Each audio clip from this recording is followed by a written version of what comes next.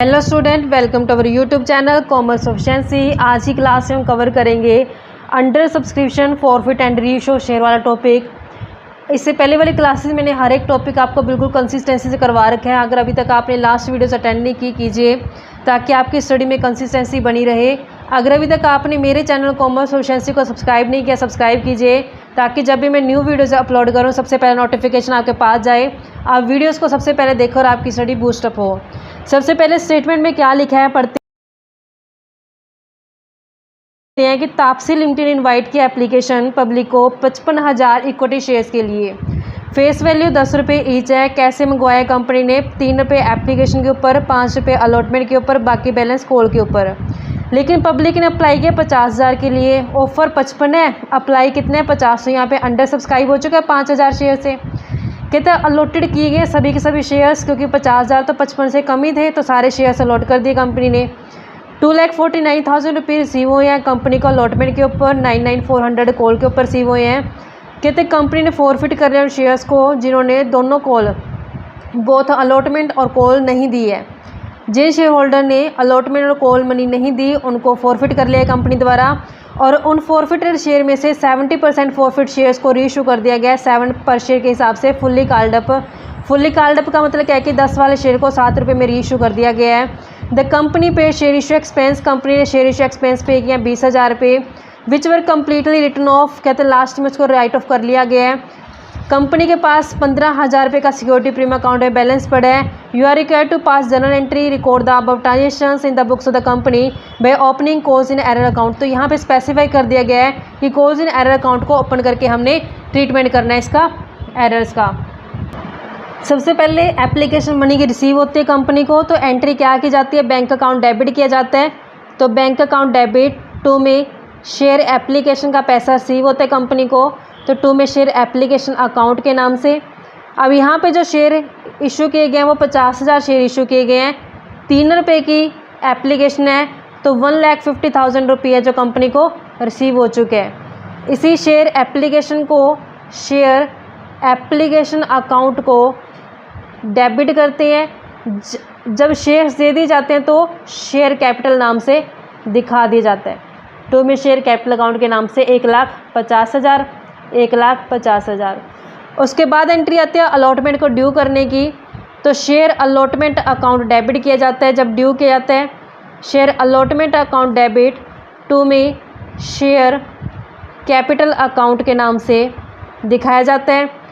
Number of share 50,000 है, 5 रुपये के हिसाब से अलॉटमेंट है, तो यहाँ पे 2.5 लाख रुपये ड्यू किए गए हैं, 2.5 लाख दिखा दिए। अब इसके बाद अलॉटमेंट की मनी रिसीव होती है, तो एंट्री की जाती है बैंक अकाउंट डेबिट, 2 में शेयर अलॉटमेंट अकाउंट के नाम से। लेकिन यहाँ पे क्वेश्चन में हमें स्पेसिफाई कर दिया गया है कि जो अलॉटमेंट का पैसा रिसीव हुआ है वो कितना रिसीव हुआ है। यहाँ पे बोला 2,49,000 से रिसीव हुआ है। तब यहाँ पे calls in arrear account open करना है, तो यहाँ पे हम कॉल्स इन एरर अकाउंट को ओपन करके चलेंगे। तो एंट्री कैसे करेंगे इसकी? बैंक अकाउंट डेबिट किया जाएगा, बैंक अकाउंट डेबिट, तो यहाँ पे कॉल्स इन एरर अकाउंट को भी शो करेंगे। तो कॉल्स इन एरर अकाउंट को क्या कर देंगे? डेबिट कर देंगे, क्योंकि क्वेश्चन में स्पेसिफाई किया गया कि calls in arrear account open करने हैं। तो 2 में शेयर अलॉटमेंट के, शेयर अलॉटमेंट के आ जाएंगे। अब अलॉटमेंट के 2.5 लाख ड्यू किए गए हैं, तो 2.5 लाख अलॉटमेंट के आगे दिखा दिए। लेकिन कहते हैं जो रिसीव हुए हैं वो कितने रिसीव हुए हैं?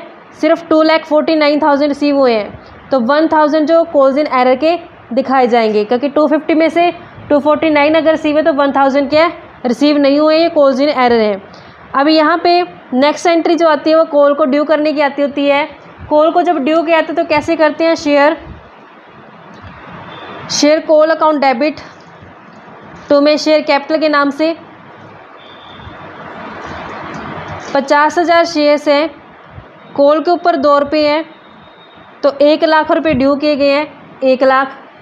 तो नेक्स्ट एंट्री आती है इसी कॉल की अमाउंट को रिसीव करने की, तो बैंक अकाउंट डेबिट हो जाएगा। लेकिन यहाँ पे भी कॉल्स इन एरर है, क्योंकि कुछ शेयर होल्डर ने पैसा जो दिया नहीं है, तो calls in arrear account debit हो जाएगा 2 में शेयर कॉल अकाउंट के नाम से। कॉल के 1 लाख मिलने चाहिए, लेकिन क्वेश्चन में हमें स्पेसिफाई किया गया है कि जो कॉल की अमाउंट रिसीव है वो सिर्फ कितनी है 99,400 से रिसीव हुई है, तो 600 क्या हो गया है, एरर हो चुके हैं। अब उसके बाद हमें क्वेश्चन में स्पेसिफाई किया है कि जिन शेयर्स ने अलॉटमेंट और कॉल नहीं दिया उनको फॉरफिट कर लिया गया है। अब हमें नंबर ऑफ़ शेयर्स पता नहीं है तो कैलकुलेट करने पड़ेंगे। नंबर ऑफ़ शेयर्स कैसे कैलकुलेट करेंगे, यहाँ पे देखा एक तो कॉल्स इन एरर यहाँ ओपन किया गया, अलॉटमेंट नहीं दी जिन्होंने, एक यहाँ कॉल्स इन एरर ओपन किया गया जहाँ पे कॉल का पैसा नहीं दिया। सबसे पहले हम निकालते हैं कि 1,000 रुपये है जो 1,000 रुपये है जो अलॉटमेंट का नहीं दिया और अलॉटमेंट के 5 रुपये बनते हैं, तो यहाँ पे 1,000 रुपया 5 रुपये के हिसाब से तो कितने शेयर्स ने नहीं दिया, 200 शेयर्स ने नहीं दिया। ये तो आया अलॉटमेंट से पता लगा हमें। नेक्स्ट कॉल से हम देखते हैं कॉल्स में 600 रुपया जो रिसीव नहीं हुआ, 600 रुपया रिसीव नहीं हुआ और कॉल के कितने रुपये हैं, 2 रुपये हैं, तो यहाँ पे 300 शेयर्स ने कॉल्स का पैसा नहीं दिया। अब हिसाब कैसे करते हैं, क्वेश्चन में हमें स्पेसिफाई किया है कि 10 रुपये का फेस वैल्यू है, 3 हिस्से करके बनाए गए हैं इसके, एप्लीकेशन, अलॉटमेंट और कॉल के ऊपर। एप्लीकेशन के ऊपर 3, 5 और 2 रुपये। यहाँ पे हमने देखा कि जो 200 शेयर्स हैं, 200 शेयर्स ने सिर्फ एप्लीकेशन दी है, अलॉटमेंट नहीं दी और कॉल नहीं दी। लेकिन नेक्स्ट जो हमने कॉल से शेयर निकाले वो 300 शेयर हैं जिन्होंने एप्लीकेशन दे दी, अलॉटमेंट दे दी लेकिन कॉल नहीं दी। यहाँ पे 300 शेयर्स का आया है जो कि 300 शेयर्स ने कॉल नहीं दी, तो 300 शेयर्स हैं जो ये 200 शेयर तो इस 300 के अंदर शामिल है, टोटल 300। तो यहाँ पे हम लिख सकते हैं कि 100 शेयर्स हैं, 200 तो ये हो गए हैं, 100 ये हो गए हैं, तो टोटल 300 शेयर्स हो गए जिन्होंने अपने को कॉल का पैसा नहीं दिया। और जो 200 शेयर्स हैं इन्होंने अलॉटमेंट और कॉल दोनों नहीं दी है, तो क्वेश्चन में बोला कि जिन्होंने अलॉटमेंट और कॉल दोनों पैसा नहीं दिया उनको क्या किया जाएगा, फॉरफिट किया जाएगा, यानी कि 200 शेयर्स को क्या कर लिया जाएगा, फॉरफिट कर लिया जाएगा। अब यहाँ पे क्वेश्चन में स्पेसिफाई किया है कि जिन शेयर्स ने अलॉटमेंट और कॉल दोनों नहीं दी उनको क्या किया जाएगा, फॉरफिट किया जाएगा। यानी फॉरफिट कितने शेयर्स को किया जाएगा, 200 शेयर को किया जाएगा। तो अब फॉरफिट जब 200 शेयर्स को किया जाएगा तो 200 शेयर से कॉल्ड अप यानी कि 2 रुपये लास्ट फाइनल कॉल तक मंगवाए गए हैं, तो कॉल्ड अप मनी कितनी है इस पर, 10 रुपये।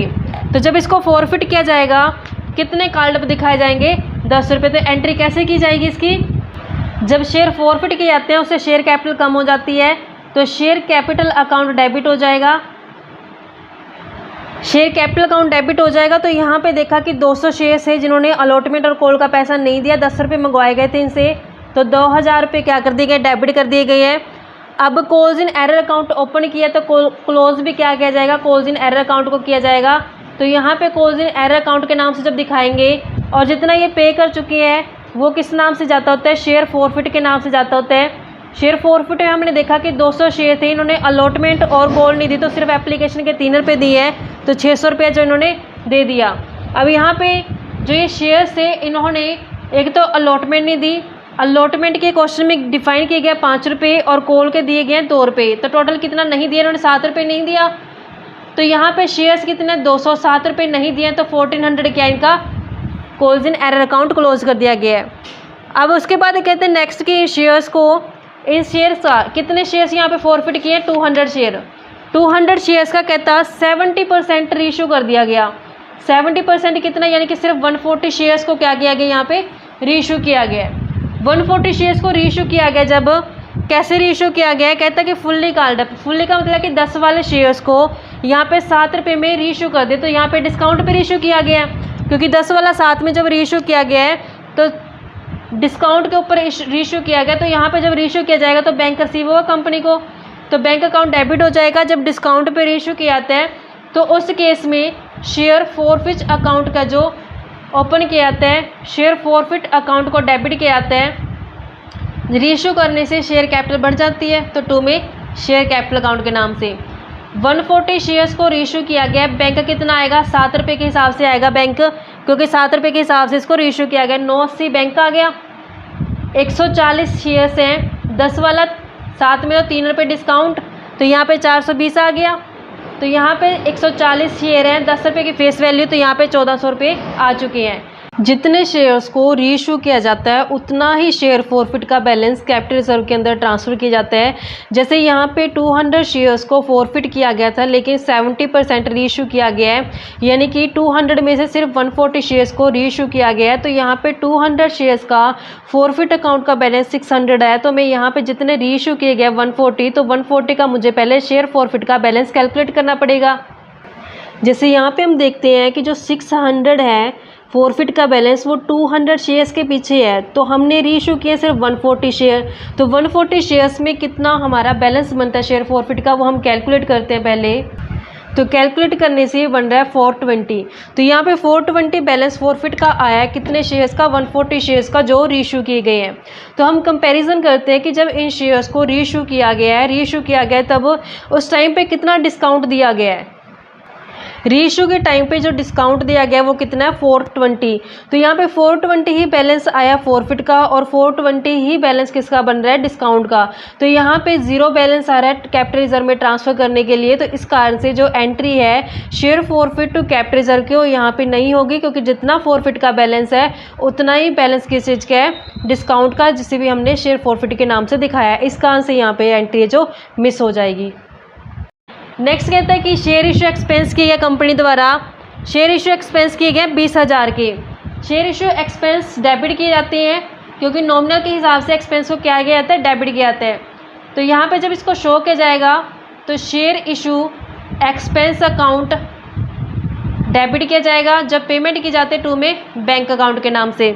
तो यहाँ पे जो एक्सपेंस किए गए वो किए गए 20,000 से। और क्या है कि जो ये एक्सपेंस है ये राइट ऑफ कर लिए गए हैं प्रीमियम से, सिक्योरिटी प्रीमियम से।